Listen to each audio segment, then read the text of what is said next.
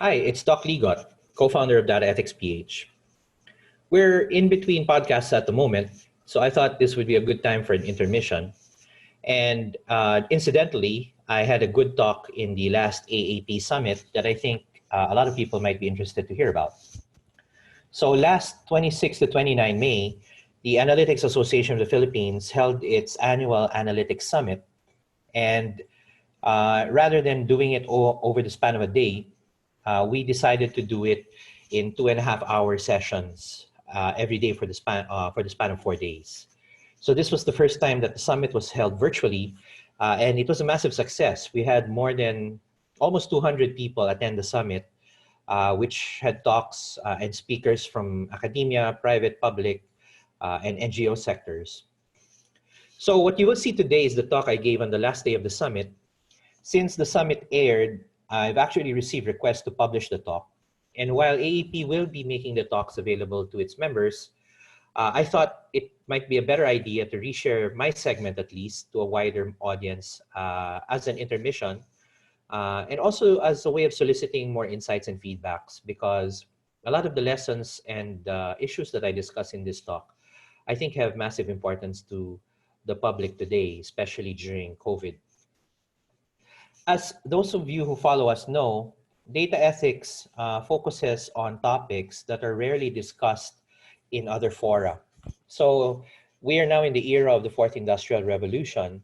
And in this era, data rights are human rights and social problems are data problems.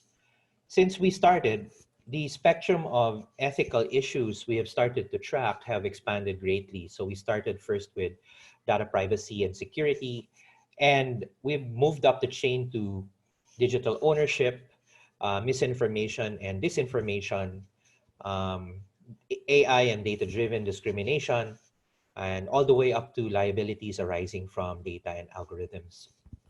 On the other side of the spectrum, we feel it's also worth tackling the issue of data quality and negligence. And this is one of the issues I'm actually going to discuss in this talk. And finally, the most pervasive issue we face today is data poverty, which is generally the lack of data that we need to solve some of our most basic problems. So on the whole, if you summarize all these issues, you can kind of group them into two main issues or two main challenges. First is that too much data can be harmful to people nowadays because so much of our lives are dependent on data and produce data. And second is that data is now becoming increasingly unreliable due to our collective neglect. So keep these issues in mind as I discuss the talk. So with that in mind, let's begin. So those of you who know me outside of data ethics know that my work is in the public sector nowadays in the nonprofit and NGO space. So here, institutions also encounter the same challenges and opportunities regarding data that most of you also encounter in work in the private and commercial sector. The added pressure in this space is analytics maturity has a direct impact on human lives. Social problems are data problems. So the projects you see here are all ongoing, and I'm involved in each of them. And this collective, initiatives have given me an interesting perspective on what's happening in COVID, what's happening in the Philippines due to COVID. And this is where I'm going to pick up the lessons that I'm going to share with you today. So let's start with the first lesson. COVID is not just a health crisis, but a political one. So you will rarely find in the news COVID being discussed in purely health terms. There are many narratives whenever you read news or see data being presented, and narratives or stories are very important. I think the most care we have to be mindful of is when narratives are political, and you will know a political narrative if judgment is being cast not just on data or on facts, but on personalities, individuals, or even a group identity.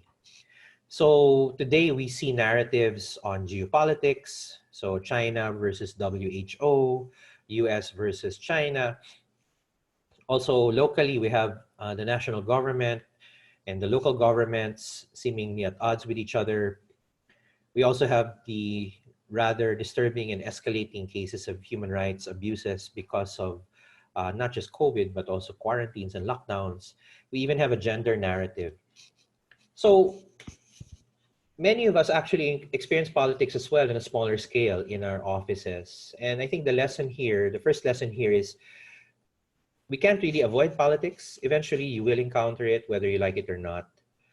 But we have to be vigilant if data is being used to help the political ambitions of certain individuals, or if data is being used to attack people, rather than using data for the gain of society or for the gain of or the benefit of our institutions or stakeholders.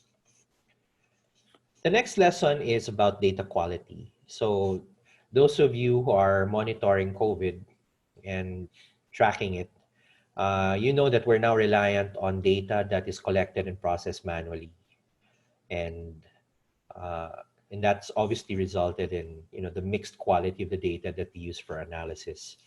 Actually, this is not a new problem for many of us, but in the case of the Department of Health, now we can appreciate that data quality has a massive impact on credibility, on decision making, even governance.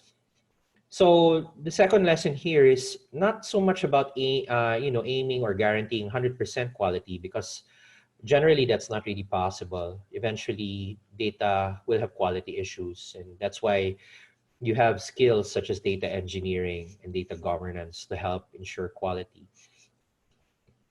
But the issue here is more about the errors and why we should not trivialize them. So in the national COVID data set, we have 53 provinces that have COVID counts that are less than 1% of our total. So there are many areas with COVID counts that are so small compared to like the national count. The challenge now is this is the exact data, partly at least, being used to make decisions on lockdowns, quarantines, even imposing sanctions on barangays. So this sparse data set is being used to pretty much destroy economies and jobs. We registered a 17% unemployment recently. And as of the first quarter, our economy shrank. And that's not trivial. So this 1% is not small. It's actually very powerful. 1% is jobs, 1% is human lives, 1% is a province going into lockdown. And while we work into ensuring data quality, let's keep in mind that the 1% has a massive impact on many things. The next lesson is about expertise. And this is a complex one. We have to unpack this. First, let's focus on the lack of expertise. So the term is armchair epidemiology, right? We've seen this in the media. So since pandemic started, we've seen the proliferation of conspiracy theories, bogus cures. Anything from COVID is a bioweapon to non-medical treatments such as malunggay, bananas, gargle often, the almighty virgin coconut oil. In the United States, it really became stranger because we've seen people pursuing UV light treatments because sunlight does kill germs, but that doesn't mean you have to run your blood through a UV light.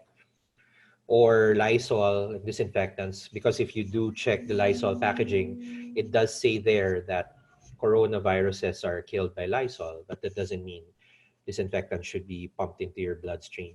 So what's the lesson here is really, even on matters of national importance, like pandemics and health, we see decisions or decision makers, there will be decision makers who will have the urge to jump to rapid conclusions, as opposed to taking the time to validate the data, because it's easier to just jump to a conclusion. And even in corporate boardrooms, there are executives who will commit irrational and emotional decisions. And when combined with politics, the results are always dangerous. Just last week, there was a prominent paper that was retracted on a scientific journal, and it dealt with a certain treatment for COVID. And it was retracted by the authors on the basis that the data was not reliable. But then you wonder, why was the paper submitted in the first place? So, so we'll talk a little bit about that further down the road. But the point here is there's always going to be a demand for rash judgment and rash decisions. And we have to, as data experts or data professionals, we have to fight that urge to jump to any conclusions without looking at the data first. So now on the flip side, there's actually quite a lot of legitimate experts, not just on the pandemic or epidemiology, but also in data analysis and mathematics. Um, and this is, I think, important nowadays because we have to remember that COVID, this is the first global pandemic we've ever experienced during an era of digitization and social media. So when SARS hit us in 2002, there wasn't even a Facebook back then, if you think about it. So today we see lots and lots of experts and insights being shared at a level never seen before in social media. So this is something really interesting because I don't think the public has ever been bombarded with this much technical information in rapid succession in recent past about an issue that we can all collectively relate to. So on the one hand, it's good. We can get these expert opinions publicly. You don't have to pay anything. It's available, in your social media. But I think we can probably take the assumption that most people, I think even 99% of people on social media are probably not qualified or trained to appreciate all these technical information. And now it's pretty much on the same place as memes and fake news, and that's what makes it a bit difficult because social media doesn't have a peer review process, doesn't have a fact-checking process. There are people who do fact-checking, but they're doing it independently.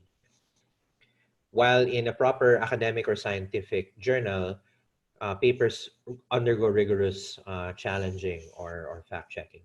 And what we're seeing now is actually there are other experts who don't even appreciate the peer review process. So that's another issue worth reflecting on. And then again, you're now sharing the same stage or podium that memes and fake news occupy. Even the personal and emotional posts coming from the experts are already being treated as facts by the public because you kind of follow these experts around on Facebook and on Twitter. So we now have to be careful about the information we find or read from experts. And that in the case, for example, of that journal paper, sometimes the experts can be wrong and the data can be wrong. So more about that. So that's the fourth lesson. Let's talk about models. So the saying is all models are wrong, some are useful, but then how do you know which are useful? So from the moment COVID started, experts were in a hurry to put out their forecasts and opinions about how it will spread. So what we've actually seen is that forecasts from different models and experts, they rarely agree with each other. And for those of us who do forecasting and modeling, this is normal. But in the context of public health, especially when amplified by the media, this disclosure of various numbers and opinions, they only serve to confuse the public and actually helps invalidate opinions. So the lesson isn't really about good or bad forecasts because there will always be a bad forecasts. When actual data present itself, usually the forecast is wrong. But I think the better lesson here is about communication. So there is such a thing as good or bad communication. One thing that I've come to appreciate better is something called risk communications, which is very important in public health.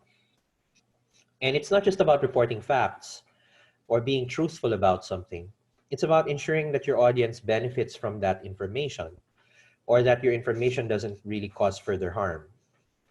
And I think that's an important lesson for those of us working in data analytics and data science, because our work doesn't just involve generating numbers, running mathematical models. It's also about communicating the results of those models themselves to an audience that are generally not trained to appreciate them. So we have to do a lot of translation. And risk communications is a good discipline to develop related to that. Also, if you look at forecasting itself, I'm seeing two general issues popping up very often. First is this real prevalence and reliance on curve fitting. So curve fitting is using a mathematical distribution to describe or represent an incomplete set of data. So you might have an emerging exponential trend. So you fit an exponential curve and it goes up to infinity because of that. So actually, even recently, there was this Singaporean AI that claimed that by May 23, with a 99% certainty, we would be done with the pandemic. And that was like in the Philippines. And that was like 2 weeks ago. And there was another one by the White House misleading the public to believe that by the 16th of May, they'd have no more cases. And the reason was just because the data was quite noisy. The author of the chart thought to fit a cubic curve just so you smooth out the fluctuations. So it was really more for descriptive purposes, not really predictive, or more for displaying or visualizing the data. But obviously, when you see a curve being fit, the intuition is to expect that that's the forecast, and that caused a lot of confusion. So curve fitting, it is a legitimate and powerful statistical tool, but we have to recognize the danger of just fitting curves all over the place, and the fact that data can change even especially after you've fitted the initial curve. The second issue that I'm seeing is, I guess, the over-reliance on mathematics. While we use math a lot, we use statistics a lot, it's also possible to misuse it. So here is a really good example. One prominent academic suggested calculating the reproductive number, very popular number, the R naught or the RT. Traditionally, it's calculated using cases. So you want to know for every sick individual, how many more new sick individuals will get generated. And you want to keep that R number below 1 as a sign that your epidemic is under control. So anyway, the problem with the RT as it's being calculated today is it's highly dependent on case reports. And again, the data quality problem is there. And the case reports can come in batches, which creates this volatility, or it's generally very fluctuating. So the suggestion was, why don't we use deaths instead? Because deaths seem to be a bit more consistent, and it's correlated with cases. So deaths can be a good proxy. So instead of just looking at cases, why don't we look at the growth in the deaths and use that to estimate R? So I think this is an example of what we call proxy indicators, and we use proxy indicators in our jobs. But I think the lesson here is, just because it can be calculated doesn't mean it should be calculated. So you gotta go beyond just the math of it. Although it makes mathematical sense, logically it doesn't make sense. If you calculate R based on deaths, you're effectively explaining how many more dead bodies will result from one dead body, or dead bodies causing more dead bodies. And again, that only works in Hollywood, Walking Dead or World War Z. And it also kind of ignores, even if deaths and cases are correlated, it ignores the fundamentals of the process that generates the numbers. People don't automatically die after they get sick. So a certain percent, even if you have a fatality rate, it doesn't mean that if you get 100 people and your fatality rate is 5 people automatically drop dead. That's not how it works. Deaths are a result of many things. They're a result of how serious your condition is by the time you get treated. It reflects on the quality of your healthcare. It also reflects on the capacity of the health system. So by assuming that deaths will reflect cases, you're ignoring the fact that you can have a growing number of cases but flat deaths if you're technically able to control or improve the quality of your healthcare. And the math just doesn't capture that. So it shouldn't just make mathematical sense, it should also make logical sense. And this is, I think, one of the best or most important lessons from COVID that I can share. So in the 15th century, for example, we had the popular theory involving, planetary motion was that everything revolved around the Earth. So you see here on the left, this is the orbit of Mercury and the Sun and Venus around the Earth, because that's how it looked like. So the Earth was in the center and everything's moving around the Earth. And this floral pattern is what people were calculating as Mercury's position. It was actually very accurate. So calculus and the data confirmed it. And it wouldn't be another century before alternative theories started to emerge. So rather than the geocentric or earth-centric approach, people like Nicholas Copernicus started postulating that maybe there's a simpler explanation. Uh, First was because of the floral pattern. It was hard to explain why an orbit would be floral or looping around instead of just something circular. Um, the physics of it was hard to explain. Second was when they reran or changed the hypothesis to both Mercury and the Earth revolved around the sun, the data suddenly was the same, but the appreciation of the kind of the model changed. So in both cases, the math was correct, but it required a century's worth of argumentation and research. And eventually this was confirmed by empirical observation that Mercury does not revolve around the Earth. We all revolve around the sun. So that's the problem with relying on math alone. The math can be correct, the data can be correct, but the facts may be wrong. And here on the right, you see the kind of a simulated forecasting exercise. At any point on that curve, the forecast was wrong. And you require many, many reiterations of the forecast. So I think that's also important to remember. And again, this is the curve fitting problem again.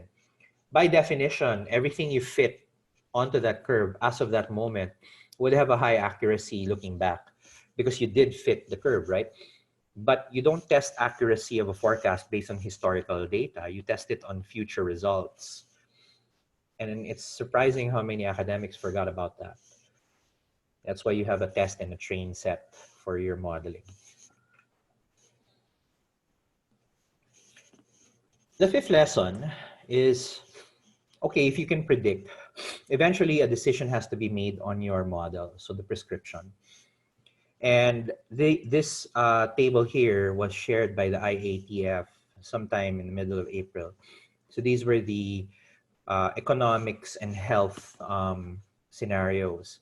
Well, first thing is positioning the argument as favoring the economy or favoring health is actually a false dichotomy if you think about it, because if everyone gets sick and dies, then you don't have an economy either. So the health actually is part of your economic argument.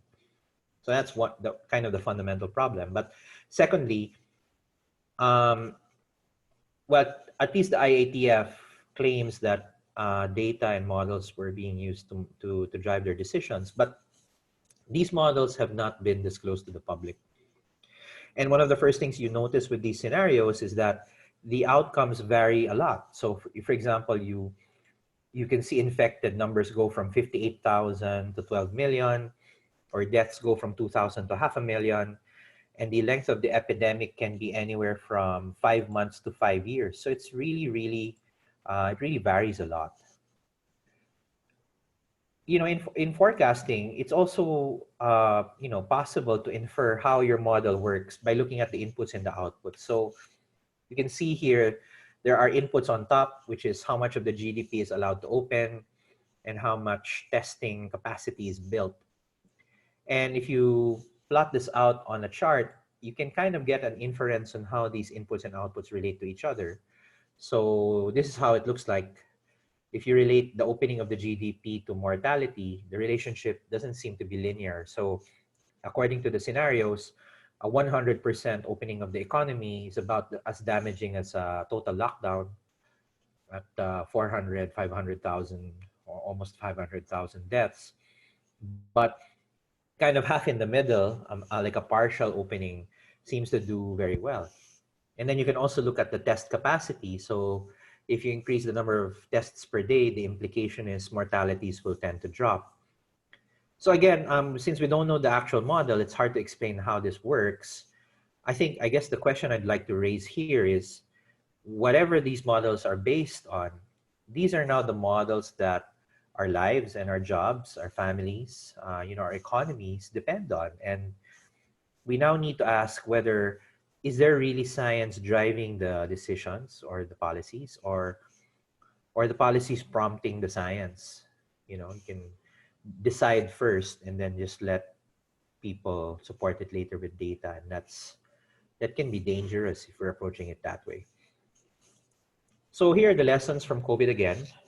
First is, let's be comfortable with the politics of decision making, but let's be vigilant on whether data is being used to support political ambitions, basically politicization of data. Second is, let's not trivialize the 1% error. So data quality is very important, and let's keep remembering that even a 1% error can change the lives of many people, because these are the decisions, the basis for decisions to put areas into lockdown.